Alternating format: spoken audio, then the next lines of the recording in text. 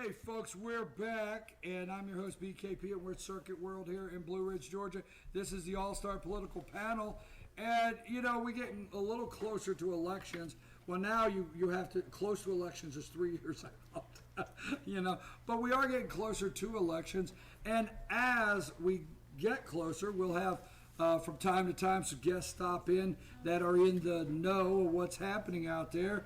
And we're now joined by Richie Stone. Richie Stone is the chairman of the Gilmer County Republican Party. Richie, how you doing, buddy? Doing good. Good to be back. All right, so you were here. Did you hear us a little bit over here? Oh yeah. Oh, yeah. It took all I had not to jump in from off camera. You were coming over the couch on a couple of those.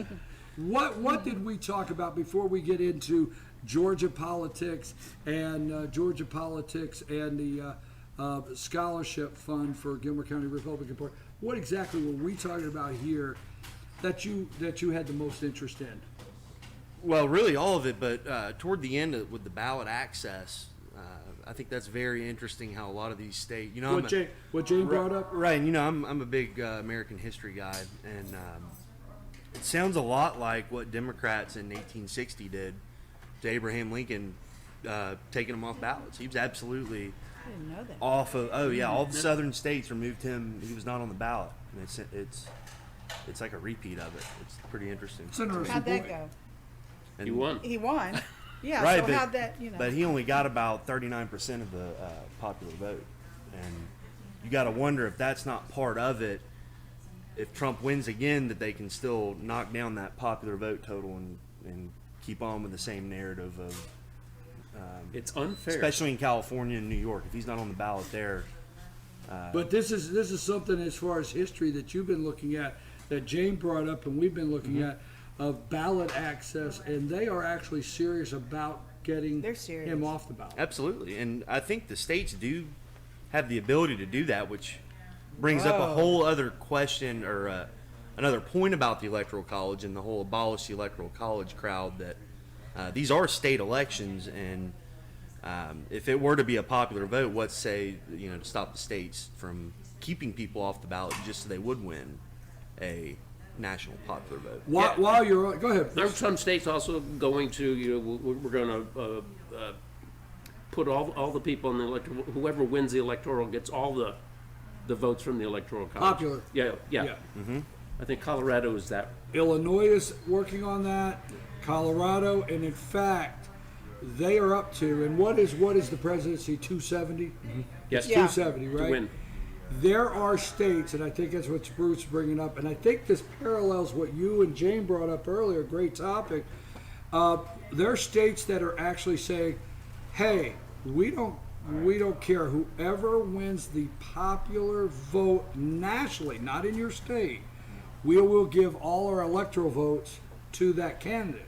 So you're in Colorado, Trump wins Colorado. I'm just saying out loud, they got 13 electoral votes, but the Democrat wins nationally.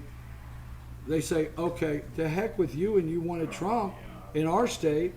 We're going to abolish what you wanted, and it's going to go, you know what I'm saying? Yeah, Richie, question, coming back to the states mandating the vote and who can be on the ballot. How do they have any control over a federal election, though? I understand under a state election. Yeah, because they're running side by side. I don't know Right. if it's a separate ballot.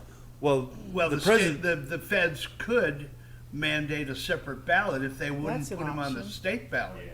In 2 And years. obviously, I mean, I'm not a constitutional lawyer or anything, but No, I for as understand. far as I Nor am I. understand it, at least I've always understood the presidential election is really 51 separate state elections, all held on the same day, which is I how don't it's know. always been. That's interesting. No, because And I'm the I'm not Obama sure about that DHS because tried to. Everybody says that Remember in 2016. you have a right to vote. That's true in a state election. You do have a right, but in a federal election, it is a privilege, not a right, to Right. vote in a federal election. Jane, So- you look what you got started here. I know. I got a hypothetical. Hypothetically, if California goes through with this, not on the ballot, and a few others, then looks like the red states would then, what if they go, okay, we're not putting any of the Democrats on the ballot. Then what have you got? Because that's what might happen if California actually passes this and says That's it's when the not on Chinese ballot. attack. Then the red states. Yeah, and the Lincoln example, I brought up the Lincoln example, and we all know what happened that next year. So. I'm driving this train, and I see the tracks. I would say, Richie, in We short, need Johnny Cash. short time, you have brought us some information here. You got, and what you have brought me here is there's several. We're getting ready to go into the Georgia State Republican Convention, and when is that? That is next weekend in Savannah. Next weekend in Savannah, Georgia. They picked a very central location for everybody. All right. So, well, Yeah, Not Macon, Nice. but Savannah. that's where the Savannah, monster was right? born, wasn't it? I actually I support, Jack but I don't attend. And I say this all due respect. Just shoots my nerves. That many Republicans in one room, so I have to stay away. But tell us a little bit about what happens on the state level next week, and then what that means of our upcoming elections, the Republican Party's involvement of getting our candidates to the winning circle. Well, our current state party chairman, John Watson, is not running for re-election. Right. And, we could get deep into 2018, and that's probably for another day, but a lot of controversy around Atlanta and how that was handled with the election, Right. midterms. So he's not going to run. So now we have three candidates. Of course, David Schaefer, David you mentioned Schaefer, earlier, Scott Johnson, Yes. both Atlanta guys, and then the current or immediate past chairman of the District 9 Republican Party, Bruce Acevedo.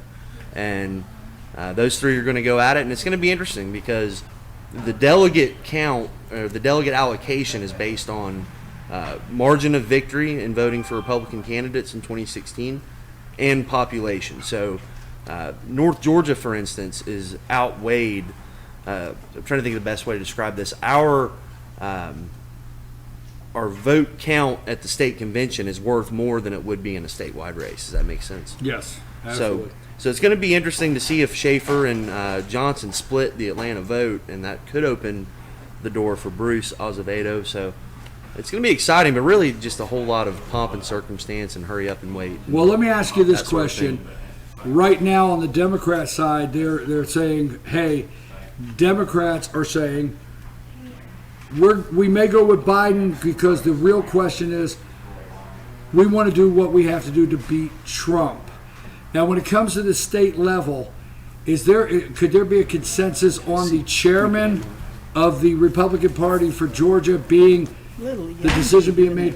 Who is the best chairman that gives us the chance to win in 2020? Is that a view that you think is going to prevail next week? That is, and that's what the central fight has been. I'm getting mailer. You'd swear it's a even numbered year with all the mail I'm getting. Right. And that's what everybody's case is, whether it's Schaefer or Johnson or I'm the chairman that can help us bring Grassroots. victory in 2020. right. And then from there it kind of breaks down as a win back Atlanta. Does an Atlanta guy need to be in charge, or as you've pointed out for years now, the new base of the Republican Party is rural Georgia, and Absolutely. And is that where the leadership needs to come from to Yep. maximize rural turnout, rural support to outweigh what would be happening in Atlanta? So I think that's going to be the fight, and it's going to be interesting. Last question here that we want to know, right here, this group here, we want to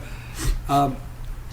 David Perdue's favorabilities are still up around the 50% mark, which I think that was a big big factor in the decision that Stacey Abrams made, is maybe saying Perdue cannot be beat. The mayor of Columbus, Georgia, is supposedly stepping in. Do you see that race being strong and actually a formidable candidate? And also on top of that, also touch a little bit on how is the Trump organization?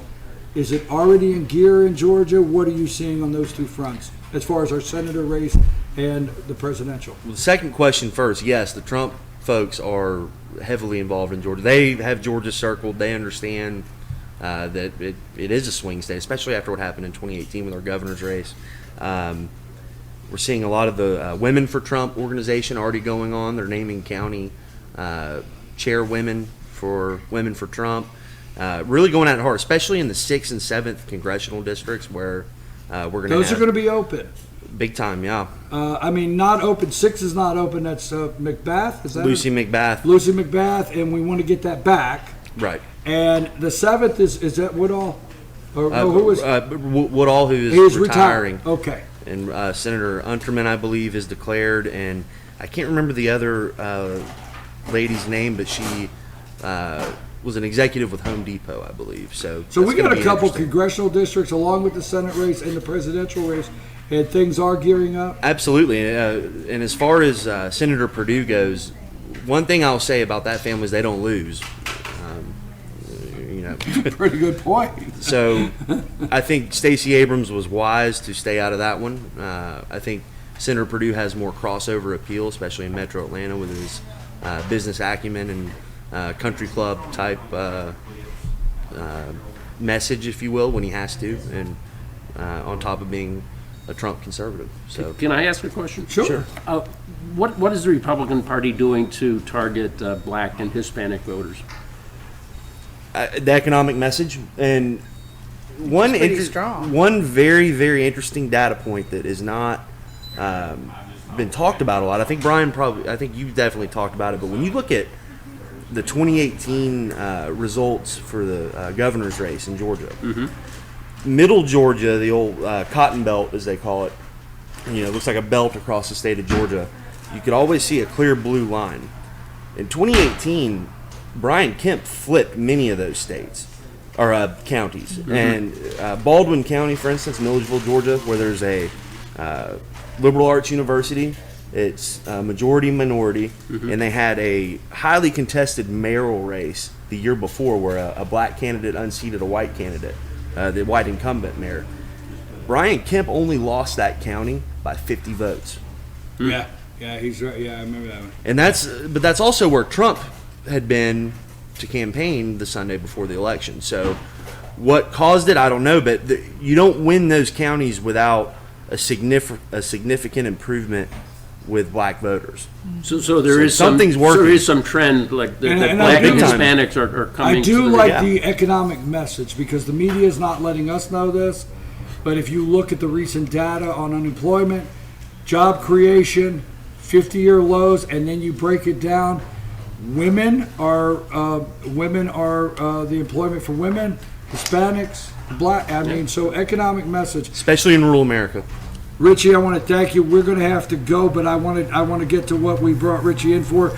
Richie, you're the chairman of the Gilmer County Republican Party, and you want to just share with our viewers out here your scholarship fund. Tell us a little bit about that. Well, we've been giving an annual scholarship to worthy Gilmer County graduates. It's been an essay competition in the past, but we decided to change it up. We were doing it in the month of May, and what we found was a lot of these kids are getting ready for finals and graduation and the prom and that sort of thing. And in addition to that, there were a lot of other organizations awarding their scholarships. So we figured, in order to maximize our participation, future engagement, and exposure, that we would tie it in with our 4th of July festivities and start the competition right now, but give the kids that want to enter time to do it in the summertime and enter there. And we're going to award it. It's a book scholarship because I think that's probably one of the biggest sticker shock items one experiences when they get to Go to These college. days, Yes. they're $300 a book. Right, especially for first and second year students. Unbelievable. So we figured we would kind of reroute how we advertised it and call it a book scholarship and direct it that way to really help the kids that need it, because it's like I said, the sticker shock is unreal. And it's an essay competition, and the topics are tied to the American founding, 4th of July, the Revolution, kind of going with that whole theme, because to get young folks engaged with the party, with the way the left has turned into really anti-America, that if we can really focus on that founding and the Constitution, that we can engage, long term, in that, it really starts there with the roots of our country. Richie, I read the 3 points, the 3 descriptions this morning on your site. I love number 1. If that's not the most popular of the 3 topics, I will be absolutely astonished. Right. You want to give that really quickly? Yeah, real quickly. Yeah, there's 3 Compare essay and subjects. contrast, utilizing both contemporary and historical evidence, the differences and effects of capitalism, communism, and socialism since 1776. Did the American founders envision a particular economic system? How do people get hold of the? Yeah, where did you find that? Let's get the information out. So this is actually the official public announcement of it, and once again, thanks for having me on to announce it. It's already on our website. You can find the official form there to fill out. It's Gilmer GOP.org. It'll be on our Facebook page, and around town we'll have flyers out, and we really want to push it. It's a total pot of $900, and the first place gets $700. Second and third each get $100. Correct. Right. Take a little of the sticker shock off the book. Folks, hold on just a second. We've got a lot still to do. We just have to cover something with you before you leave. You do know this is a club, kind of a private club. You got that, right? This is the All-Star Political I remember Panel. well. Yeah, Okay.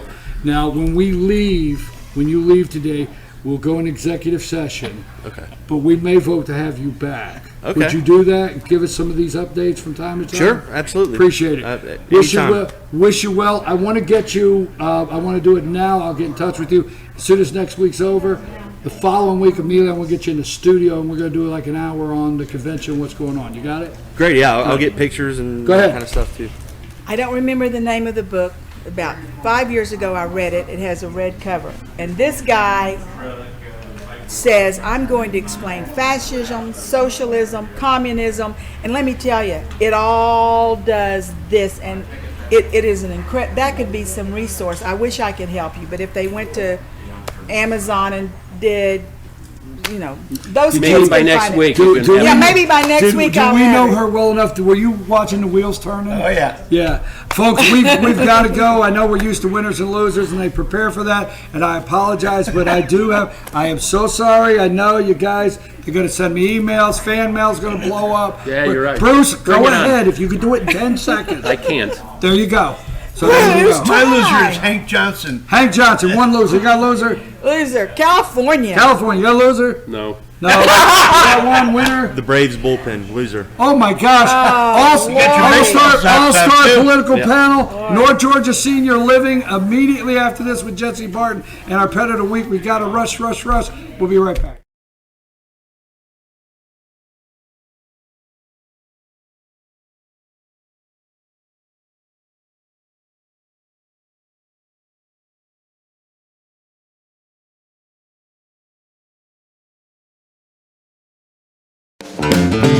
Ace is your helpful place for paint and home goods, tools, outdoor living, and lawn equipment. But did you know Ace Hardware of Blue Ridge is a little bit more? We have hunting rifles and accessories for your next hunting trip. We have Amish furniture imported directly from Ohio. And we have Ace Custom Woodworks for all your custom wood project needs, from cabinets to artwork.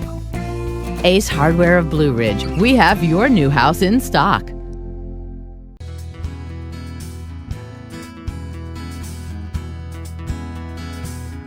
Hello, my name is Chad Watkins. I'm the manager at Larry's Body Shop. We are a family-owned and operated business and have been serving the North Georgia area since 1978. We are located at 1216 Progress Road in LOJ, Georgia. Our shop specializes in collision repair, and we work with all major insurance companies. Larry's Body Shop is ICAR Gold, the highest role of training recognized by the collision repair industry. It is estimated that only 10% of collision shops meet these standards. Our shop consists of state-of-the-art equipment such as laser measurement system, downdraft spray booth, spot and MIG welding equipment,